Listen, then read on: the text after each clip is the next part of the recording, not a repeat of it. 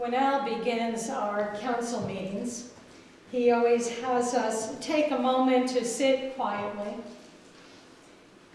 to take a deep breath in and let it out, to breathe in the goodness that is around us, to breathe out the negativity, the worries we might have. It helps us to be present in that moment, to put us in a meaningful place as we sit together around the table to share about the ministries of this church and what we see and what we hope. Similarly, this past month I've been practicing a guided meditation. It creates an invitation to both let go and to be, to allow the rhythm of breath to relax the mind, ease the stress, and create an openness within for renewal and refreshment. And it's a prayer, really. A prayer without all the words. A prayer with space in between, not filled up with all of the praise and thanks, which is important, and without all of the asks and the wants. Quiet stillness that gives room for something else. And that something else is the Spirit. It is the Spirit that this passage speaks of today. Like the wind that blows where it chooses, and you hear the sound of that, but you do not know where it comes from or where it goes. So it is with everyone who is born of the Spirit, Jesus says, who allows the Spirit to come alive in them, to ignite the energy of life, real life. And what amazing potential that holds for us, for our lives.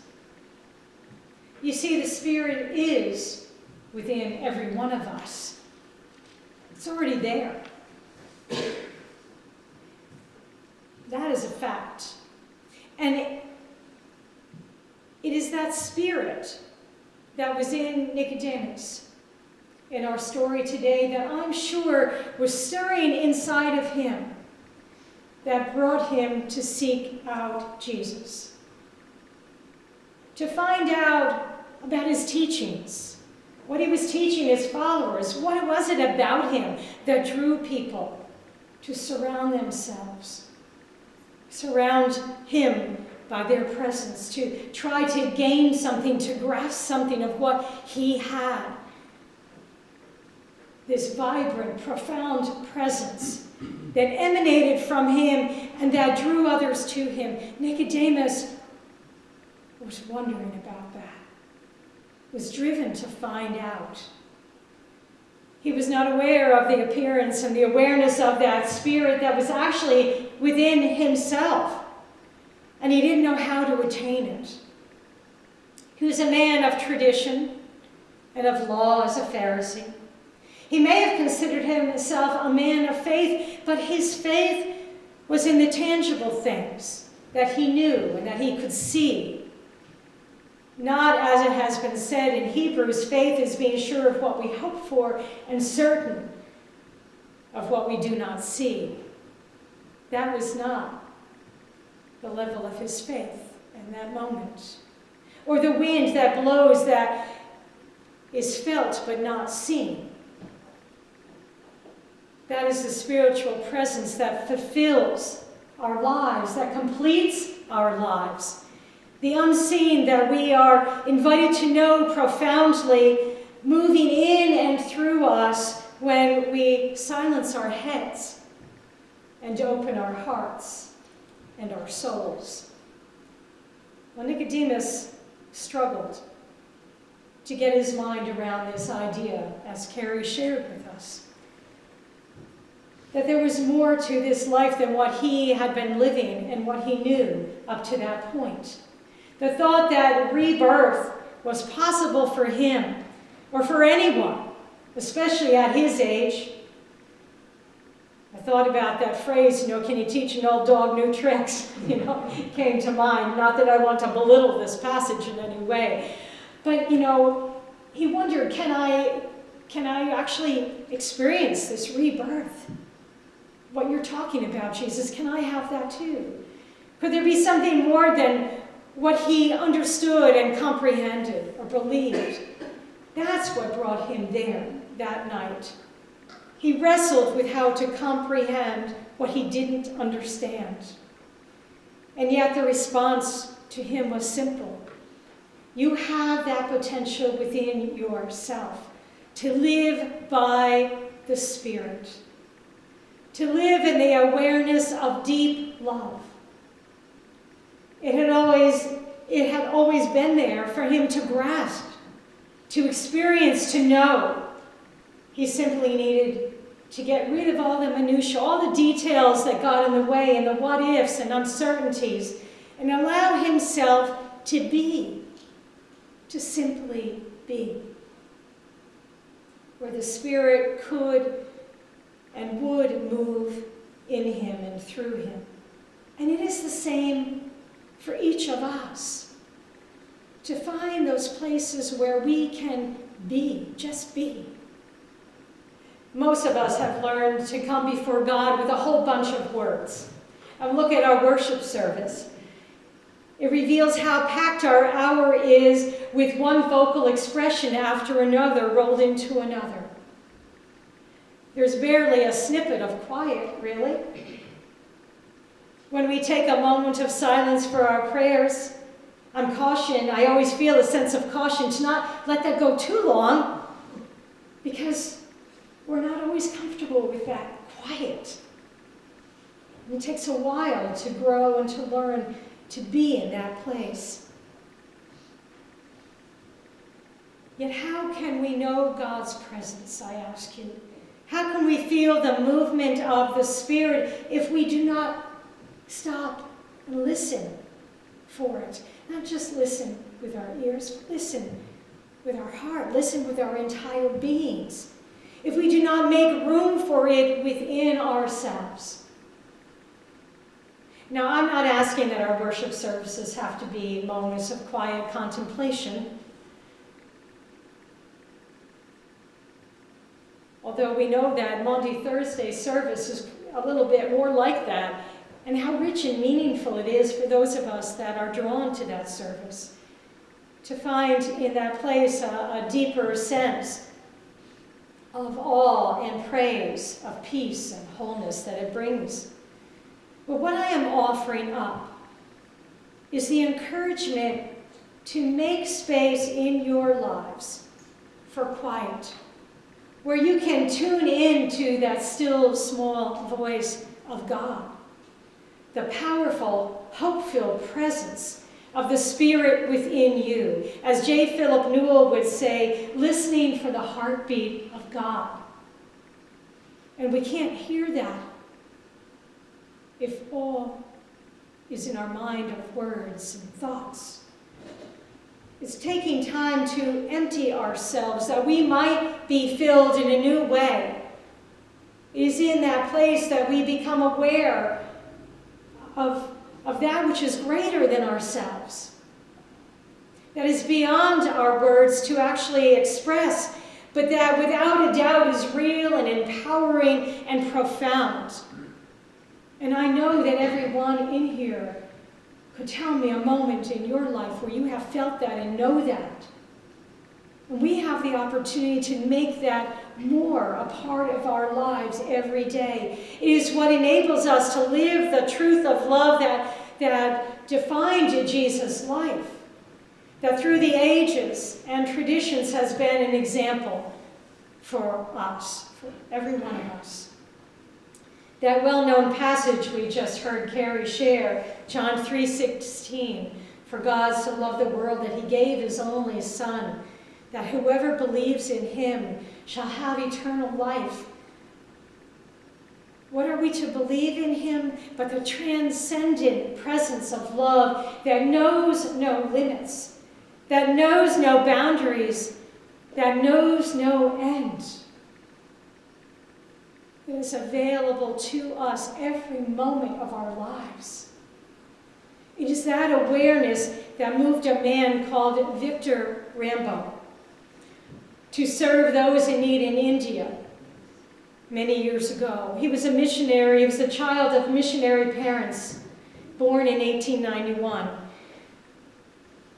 He was raised among the poor that they served there. And he happened to be an ancestor of a member of my first church in New Hartford, Connecticut, who shared with me his story and how he went back to the United States when he got older, went to college, got a medical degree, and was determined to go back to India. And in 1924, he did go back. And he started to serve people in those communities where he lived. And he realized that the patients he had seen, many of them were vision impaired. And he began to test their eyes and look for what was going on in that community or in their lives. And he realized that many of them had cataracts or glaucoma, which was something he knew that he could restore and fix.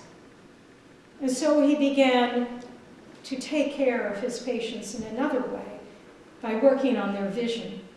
And he started with a woman who was totally blind at that point. She could not see, and she was a huge burden to her family, who were already very impoverished. And you can imagine what it would be like then to have a person that you had to look after and care for so diligently. And he did her first eye, and he bandaged it, and he said, "Come back in a week." And when he removed the bandage from her eye, she could see. And she was overwhelmed with joy, as you might imagine. And he gave her back her sight so that she could see anew. And she cried out words of praise and thanks to him, as so many did after that, whose eyes he restored. But every time he would say, "It is not me to thank, but it is God." And he invited them to get down on their knees and pray for thanks with him. Word spread about him throughout India, and he became known as the Apostle of Sight. And you can Google it if you'd like and learn a bit more of his life, this remarkable man. Or Dr. Rambo could have had a very lucrative business if he stayed in the United States, but he chose to help those in desperate need, those who he had deemed were the greatest in need. And of course, more clinics were needed throughout India, and he trained doctors and students. His compassion was so great that he dedicated his entire life to serving them. He traveled around remote villages. They even say that he danced on tables sometimes to get people to laugh so that they wouldn't be so afraid of going through the surgery that he would have to give them.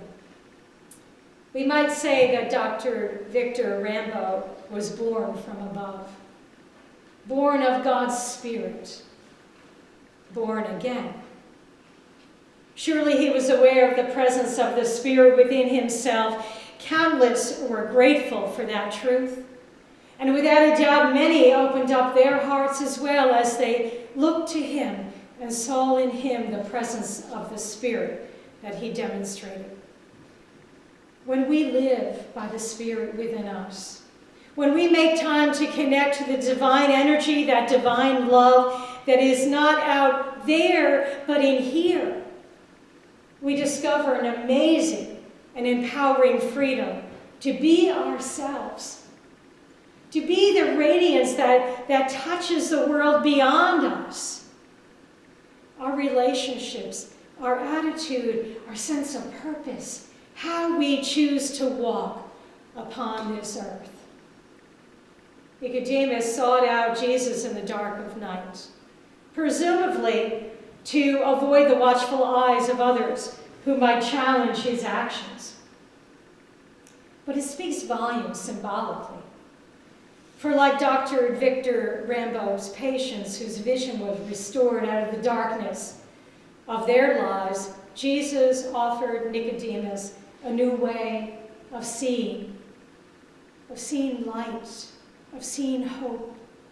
and knowing peace, an immeasurable, life-changing love, of being those very things that he set out to discover in Jesus. We have been told that the light shines in the darkness, and the darkness does not overcome it. I think for many of us, we feel the weight of darkness in our world on many levels these days.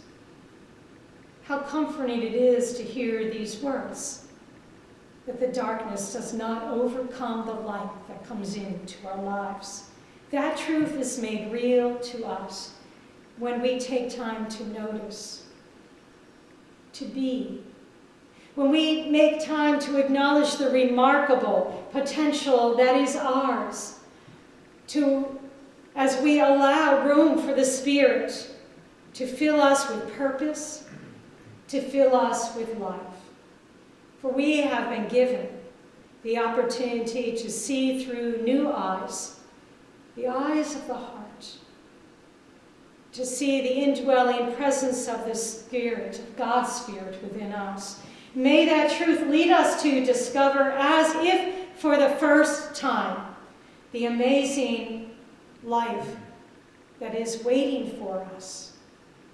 Not out there, but today, in every moment, as we engage and embrace the Spirit that dwells in us, today, tomorrow, and forever. Blessings and peace.